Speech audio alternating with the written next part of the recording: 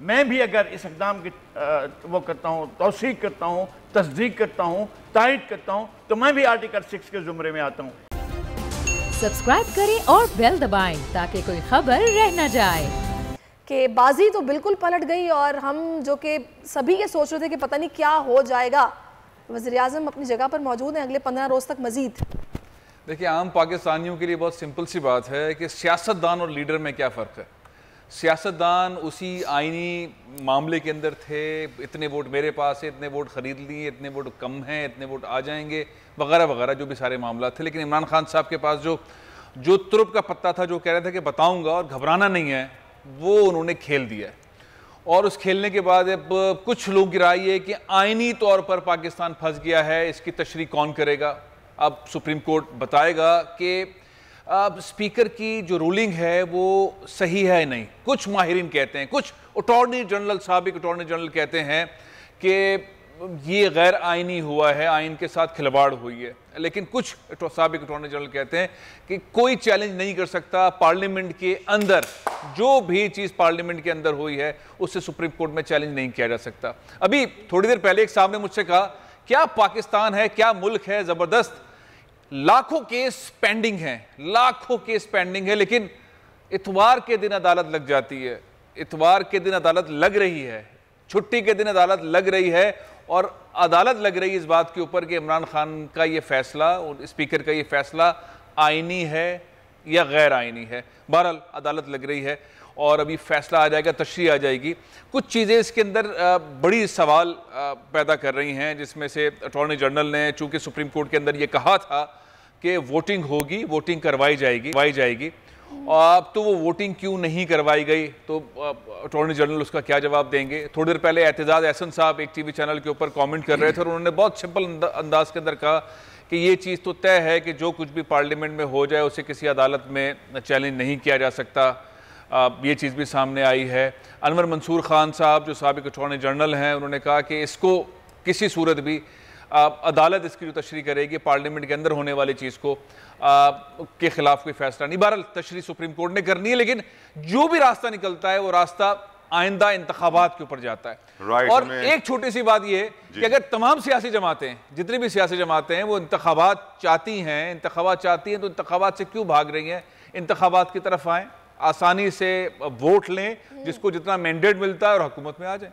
Right, हमें join किया है साहब एक अटॉर्नी जनरल अशरफ असाफ साहब ने। अशरफ साहब, आपसे सवाल पूछना चाहूँगा। फैसल साहब ने बड़ा अच्छा पॉइंट रेज किया कि लाखों केस पेंडिंग है, लेकिन फिर भी इस केस के लिए संडे को अदालत लगती है। जून जुलाई में 2 महीनों की छुट्टियां होती हैं, उस वक्त किसी को ख्याल नहीं आता, लेकिन जब ऐसी सिचुएशन आती है तो अदालतें एक्टिव हो जाती हैं। जब मामला नेशनल सिक्योरिटी का है, कौमी सलामती का है, तो क्या आप समझते हैं उस वक्त भी अदालतों को एक्टिव होना चाहिए? जिस तरह इस दफा लेटर लिखा गया, और अमेरिका हमेशा हम जानते हैं CIA हुकूमत गिराने और बनाने का एक्सपर्ट भी है। आपका ओपिनियन क्या है सर साहब?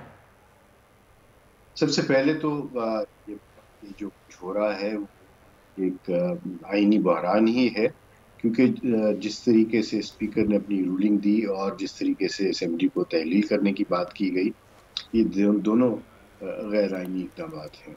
स्पीकर कोई रूलिंग दे नहीं सकते थे इसके ऊपर, और जो कुछ किया प्राइम मिनिस्टर ने और प्रेसिडेंट ने असेंबलीज को तहलील करने का, वो भी गैर आईनी है। दूसरी बात कि आप कह रहे हैं कि संडे को अदालत, ये पहली बार नहीं है, कई बार ऐसे हो चुका है। और आपको मैं याद करा दूं कि जब ये सारा सिलसिला चल रहा था कि एक नया ओथ दिया जाएगा और PCO के तहत जजेस को कहा जाएगा कि ओथ लें, उस वक्त भी सुप्रीम कोर्ट जो है वो बैठी थी और उन्होंने रूलिंग दी, और उसके तहत बहुत सारे जजेस अपने घरों को चले गए थे। आईनी जब भी कोई इशू हो तो आइन की तशरीह करने का काम जो है वो अदालत का है, और स्पीकर की या डिप्टी स्पीकर की या प्रोसीडिंग्स ऑफ द असेंबली, इस पे एक नहीं, दो नहीं, बेशुमार प्रेसिडेंट्स हैं, नज़ीर हैं, जो हमें ये बताते हैं कि अगर कोई गैर आइनी इक़दाम स्पीकर करे तो उसको चैलेंज किया जा सकता है, और वो चैलेंज सक्सेसफुल भी हो जाता है। सही, ठीक है। इस वक्त नज़ीर लगारी साहब हमारे साथ मौजूद हैं, senior anchor person Jameel Farooqui भी हमें ज्वाइन कर चुके हैं। पहले लगारी साहब मैं आपकी तरफ आती हूँ। शहबाज शरीफ ने भी यही कहा है कि स्पीकर पर और वज़ीर आज़म पर, दोनों पर आर्टिकल 6 लगेगा, आप क्या कहते हैं? मैं कहता हूँ कि जनाब सदर ममलिकत पर भी लगेगा, और सदर ममलिकत ने भी आइन की खिलाफ वर्जी की है और उन्होंने एक ऐसी एडवाइस को माना है जो आर्टिकल 6 के ज़ुमरे में आता है। जब आइन को एब्रोगेट किया गया, जब आइन को सबवर्ट किया गया, जब आइन को अबाइंस में रखा गया, जब आइन को तोड़ा गया, और उस वक्त जो इक़दाम थे उन सब इक़दाम की तौसीक की प्रेसिडेंट ने।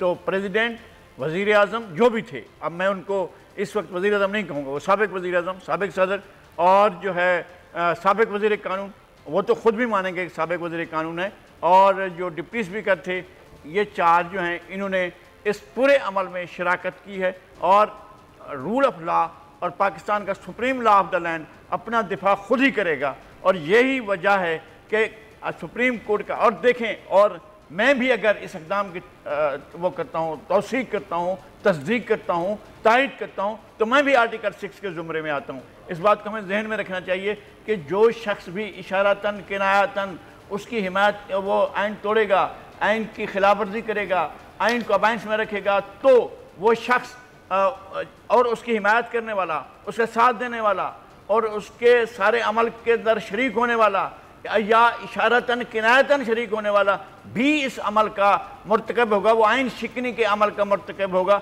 ये दायरा कहाँ तक जाता है मुझे नहीं मालूम है, लेकिन ये दायरा जाएगा। और मुझे बहुत कुछ नज़र आ रहा है। रियासत मदीना का एक कानून बना था जिसका नाम मीसाक मदीना है।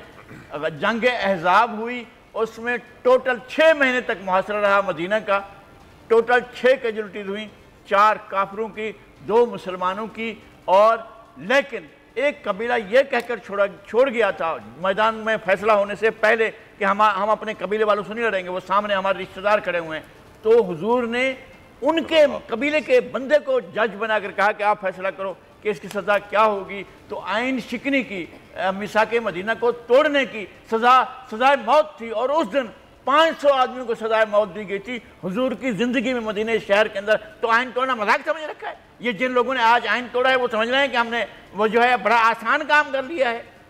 और देखें, अब कोई इदारा, मैंने खुद कहा कि इदारे खुद आएंगे, ये मैंने सुबह की गुफ्तगू में ये कहा था कि इदारे आइन के तहफ़्फ़ुज़ के लिए खुद आएंगे। ये बात कहाँ तक जाती है मुझे नहीं मालूम। ये तो अब मामला अदालत में चला गया, देखते हैं कि सुप्रीम कोर्ट में केस अब आगे किस तरह चलता है। क्या ये 63A के तनाजुर में इसको देखा जाएगा, यहाँ पर नई कोई दरख्वास्त दी जाएगी जिसके बाद ये सारा मामला आगे चलेगा। जमील फारूकी भी हमारे साथ मौजूद हैं। जमील, आपने भी सारी सूरत हाल देखी है। अब ये मामला ऑनरेबल चीफ जस्टिस के पास है, इब्तदाई समाअत अब इस मामले की होगी। क्या कोई इंटरिम ऑर्डर आ जाता है, ये कोई कानूनी माहिर ही बता सकता है, लेकिन पॉलिटिकली किसने गेन किया, किसने लूज किया? देखें, मैं खुद कौमी असम्बली में उस वक्त मौजूद था जब डिप्टी स्पीकर कासिम खान सूरी साहब ने आर्टिकल 5 के तहत सारी बात की, और उसके बाद तकरीबन कोई 20 से 25 मिनट तक अपोजिशन बिल्कुल खामोश रही और हुकूमती बेंचेस के ऊपर नारे लग रहे थे। अभी सुप्रीम कोर्ट ऑफ पाकिस्तान ने आज खुद नोटिस ले लिया है, लेकिन मेरा एक आमियाना सा सवाल है कि जून 2021 के डेटा के मुताबिक हमारी मुअज़्ज़ज़ मुल्की अदलिया बशमूल session, district, high courts and supreme court 21,59,665 cases ज़ेर समाअत हैं। कितने? 21,59,665 केसेस ज़ेर समाअत हैं। अब अगर सिर्फ बात इस्लामाबाद हाई कोर्ट की जाए तो उसमें तकरीबन 16,374 केसेस ज़ेर समाअत हैं, और सेशन कोर्ट्स जो कि सिर्फ इस्लामाबाद की हैं उसमें 51,849 केसेस ज़ेर समाअत हैं और ज़ेर इल्तवा हैं। यानी तवालत का एक अरसे से मुसलसल उनको आगे किया जा रहा है, डिले किया जा रहा है।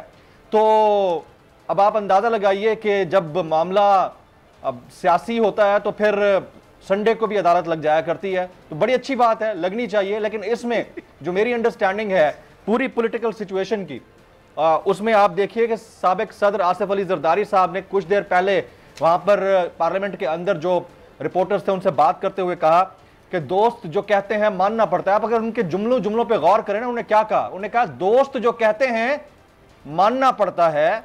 उन्होंने कहा कि देखते हैं सुप्रीम कोर्ट क्या तशरीह करती है। एंड मैं जिन लीगल एक्सपर्ट से बात की है, अनवर मंसूर खान साहब से थोड़ी देर पहले मैंने फ़ोन पे बात की, उन्होंने कहा कि सुप्रीम कोर्ट सिर्फ तशरीह कर सकती है और इससे एंडोर्समेंट मिलेगी मुतवक्के तौर पर जो कुछ आज पार्लियामान के अंदर हुआ है। एक और उन्होंने कहा आसिफ जरदारी साहब ने, उन्होंने कहा कि इलेक्शन सबको सूट करता है, तो अर्ली इलेक्शन इस वक्त सबकी डिमांड थी except the Pakistan Peoples Party. PMLN की भी डिमांड थी कि हमारा प्राइम मिनिस्टर हमने नहीं बनाना 4-6 महीने के लिए, आप इलेक्शंस की तरफ जाएं। यही डिमांड पीटीआई की एज ए गवर्नमेंट भी अर्ली इलेक्शंस होने चाहिए। तो असल मामला यहां पर क्या है, अना का बन गया है। और अना का मसला, ठीक है जमील, मैं आपकी तरफ आऊंगी। नून लीग से मरियम औरंगजेब साहिबा ने ज्वाइन किया। मरियम साहिबा, बहुत शुक्रिया आपके वक्त का।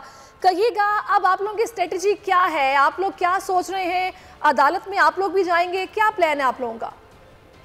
नहीं, अदालत इस वक्त केस जो है वो सुप्रीम कोर्ट में और नोटिस दिया है चीफ जस्टिस ने।